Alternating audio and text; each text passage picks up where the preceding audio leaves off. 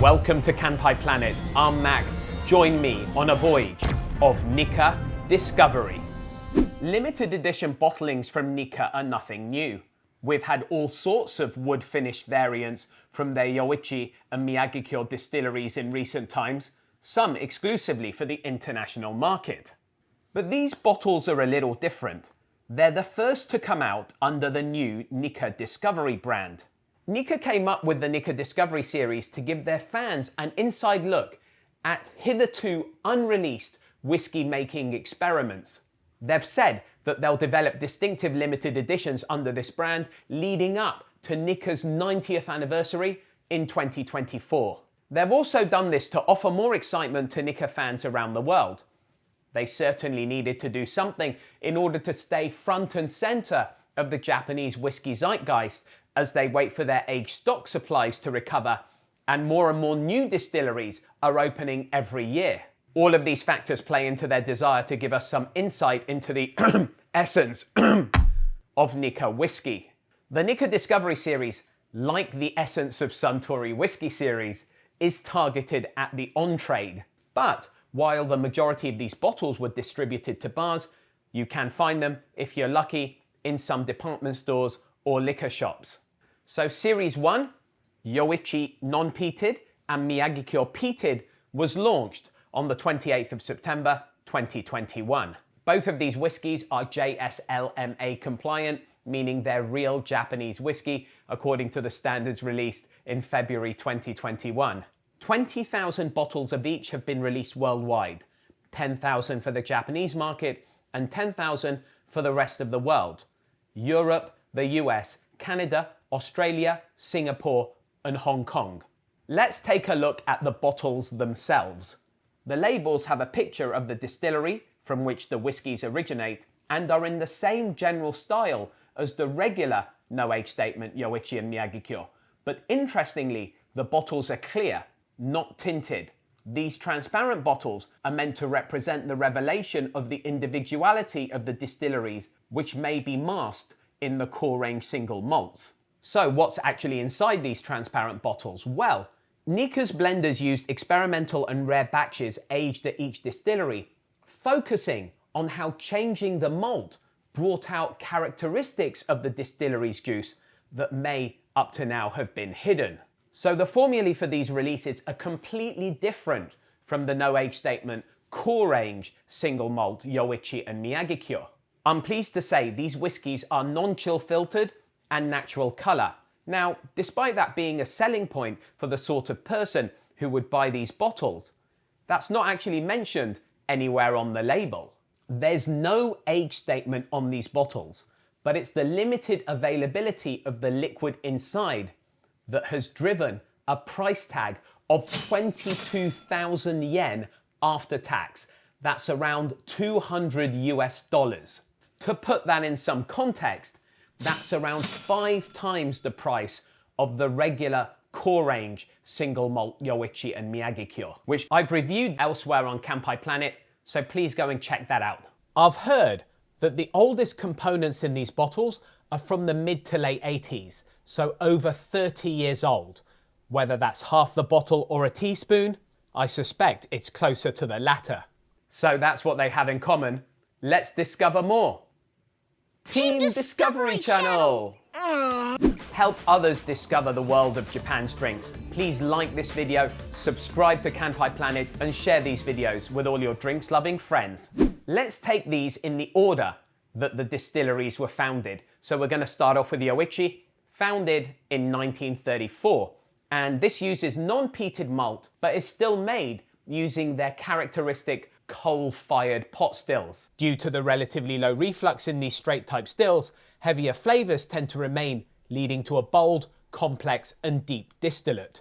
This bottle consists of whiskies aged in refill, recharred and remade American oak barrels, alongside some components from ex-sherry casks and new American oak casks.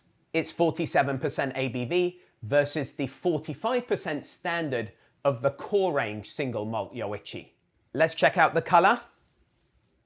Interesting. Very light, almost a straw-like colour. On the nose. There's a lot of acetone on the top note, which I wouldn't have expected. There's a hint of salinity. I was expecting more. Remember, Yoichi's warehouses are by the Ishikari Bay. So now that the peat isn't there, I was hoping to unlock a little bit more of that sea breeze element. There's a little bit of that distinctive smoke from the coal firing that they use. You have to dig deep for more than that. There is a little bit of pear and apple, but it's a lot of sniffing to get there. Kanpai. Okay, that's better. I'm getting quite a lot of malt actually, so a bit of vanilla accompanying that, and a little bit of toffee. There's a little bit of fruit there, that pear and apple that I described on the nose, but I was really hoping that taking away the peat from the Yoichi equation would reveal that fruitiness and sweet depth that I always suspected was hiding behind that peated malt. I'm just not quite getting that here. The finish is interesting. I can't quite figure it out. It's quite bitter actually, and there is a little bit of acidity there too. You have to go searching for it, but there is a bit of caramel and toffee from that malt I mentioned on the palate. So what's the verdict? Well, I'm not quite sure what's going on here. I came into this with quite high expectations. One, set by the price tag, and two, set by the fact that it does seem that there are people who like this. So I'm desperately trying to understand exactly what it is that they're seeing in it. However, a lot of the bartenders who I've spoken to around the country don't. They think it's pretty basic, and I would have to agree with them. I would absolutely rate the standard core range single malt Yoichi as a superior dram of whiskey to this. Just checking to see if there's something I've missed. Facetiousness aside, this is a pretty austere whiskey, and it is spirit driven as opposed to cask driven, and it does drink pretty young. So, on to Miyagikyo Peated. Now this is a blend of components from refill, remade, and recharred barrels originally made from American oak, alongside components from ex-sherry casks, ex-bourbon casks, and new American oak casks. Miyagikyo Distillery uses bulge-type pot stills heated by indirect steam. Bulge-type stills allow the alcohol's flavour elements to repeatedly reflux in the bulging section, producing a light and gentler new pot. It's 48% ABV versus the 47% of the Yoichi Non-Peated and the 45% of the core range single malt Miyagikyo bottle. Let's check out the colour. This one is nice, a light amber colour and darker somewhat than the Yoichi Non-Peated. On the nose. That is nice. That peat, it's not heavily peated, but it's combining nicely with the fruity estery notes that you get in a regular Miyagikyo. I'm getting some sweetness as well in the form of raisins and a little bit of milk chocolate. Kanpai. Again on the palate, that peat mixing well with that fruity, but still quite complex structure, which I associate with the general Miyagikyo profile.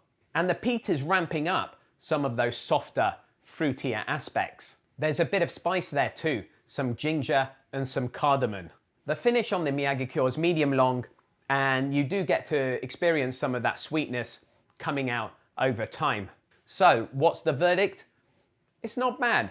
The peat has helped add a little bit of structure and depth to the Miyagikyo profile. I quite like it. However, it drinks like a relatively generic light to mid peated whiskey. Head to head, I have to give it to the Miyagikyo. I think it's just edged out the Yoichi, where normally the peat would add some dimension here. I think I've just played into the cliche of peated or sherried whiskies typically winning competitions versus their more spirit-driven compatriots. But as you can tell, I'm not especially inspired by either of them. I wonder if knowing that these are expensive and exclusive makes you actually enjoy them more. After all, there is a lot of science around that very phenomenon. Sadly, in my case, that hasn't worked. So, should you buy them? Well, they are pretty pricey, and I know it doesn't quite work like this, but they're definitely not 5 times better than the core range single malt Yoichi and Miyagikyo? And are they worth 18,000 yen, $160 more than their core range compatriots? I don't think so either. Now, where I've reviewed pricier whiskies before, such as the Yamazaki 18, I have said that value means different things to different people. Despite that, I can't recommend them at their RRP, and that's before engaging with the insanity of the secondary market. And remember, there are 20,000 bottles of each available worldwide. They're both interesting, and you should absolutely try them in a bar when you can. At this stage, I do have to give an honorary mention to the 300,000 yen, before tax, 2019 limited editions, which contained liquid distilled across 5 decades from the 60s. Putting pricing to one side, as a drinks otaku, I am very excited that these exist, and I'm looking forward to future bottlings in the Nikka Discovery Series. I hope Nikka continue this voyage of discovery at warp speed. Until next time, kanpai!